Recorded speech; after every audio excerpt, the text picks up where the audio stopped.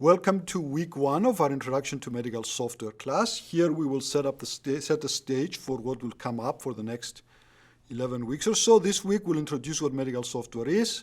We'll discuss relevant regulatory issues, and then Dr. Nikolai, my colleague, will come in and talk to you about these opportunities in medical software and digital health. And that will be the stage setter, and then over the next few weeks we'll take each of these topics and go into more detail. So we have a number of videos. We have 7 segments for you this week. The first 3 are just an introduction to the class and a guided tour of the medical software in 2 parts. We'll look at each of the stages of the process. Then we'll introduce the regulatory process. The last 3 segments will be from Dr. Nikolai. First, he'll talk to you about the US healthcare environment, how it works, why it's so expensive. And the last segment, he's going to talk about the promise of the digital transformation of healthcare. This is where medical software's potential to redefine how we use healthcare, how we run healthcare right now in the United States and around the world comes in.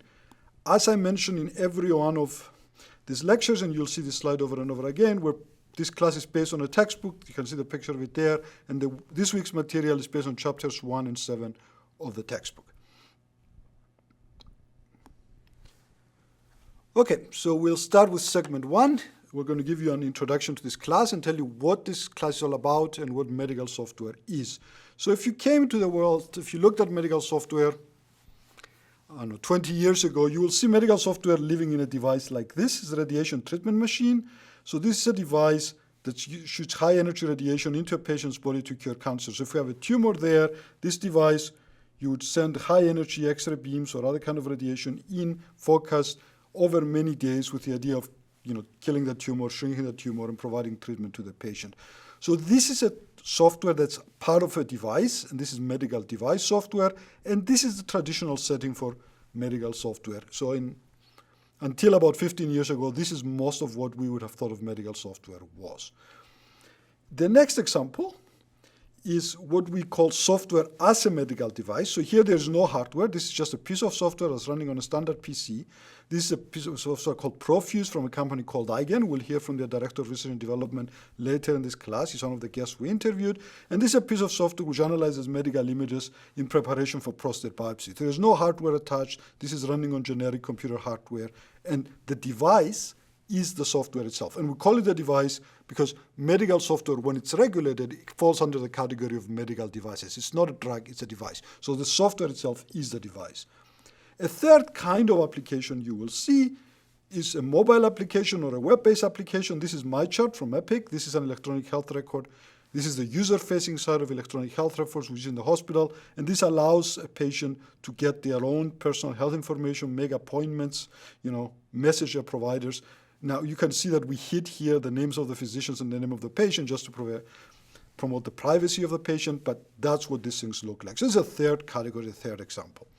Now, our objectives for this class, first we want to understand the regulatory process governing medical software, because this drives a lot of how we do things. We are in a regulated process, a regulated environment, so the laws are important. We want to learn about the larger environment in which medical software lives, how hospitals operate, what are the data privacy regulations, the other part of the legislative and environmental aspect of this process. We want to understand the organizational constraints inherent in medical software. You don't write medical software in your garage. You have to have a company that's organized a certain way with a quality management system, and so we'll talk about that. We'll learn about critical technical background material, and here we're talking about material from both computer science and math, statistics, probability, machine learning that will help you understand the fundamentals underlying this process. And we'll spend most of our time in number 5. We'll learn about the medical software lifecycle in some detail. And in fact, we'll spend weeks 5 to 10 of this class mostly working through the software lifecycle.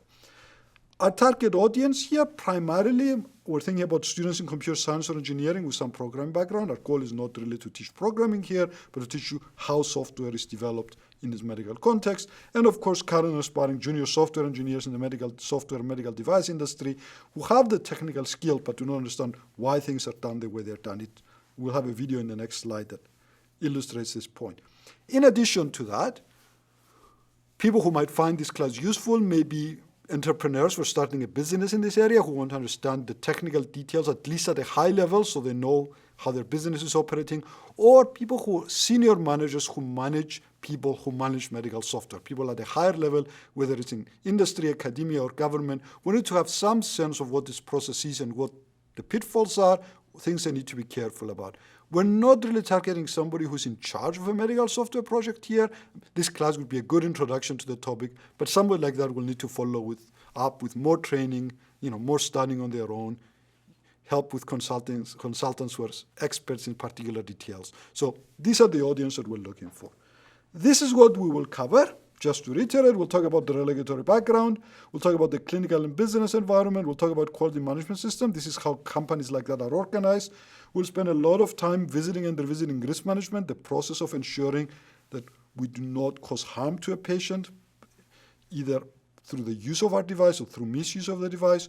We'll spend a fair amount of time, and this is the heart of this class, talking about software lifecycle processes, everything from understanding the needs of the user to developing the software, testing the software, installing it at the user sites, all the way to retirement.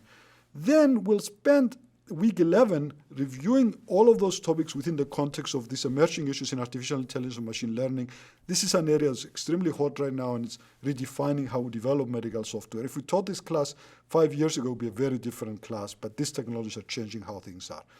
And then underlying a lot of this is how medical software is different from regular software. So if your experience is working in a company that does internet work or web pages or business software, there are some differences in medical software you have to be aware of. And to just illustrate these points, we had a video clip, and we'll see a number of these clips from guest experts that we have interviewed. You'll find the whole interviews on YouTube, but we'll have clips accepted from those interviews in the slides to just make the point. So I have a clip here from Dr. Saradwar Sarkar, who will talk about his experience starting out in the medical device industry.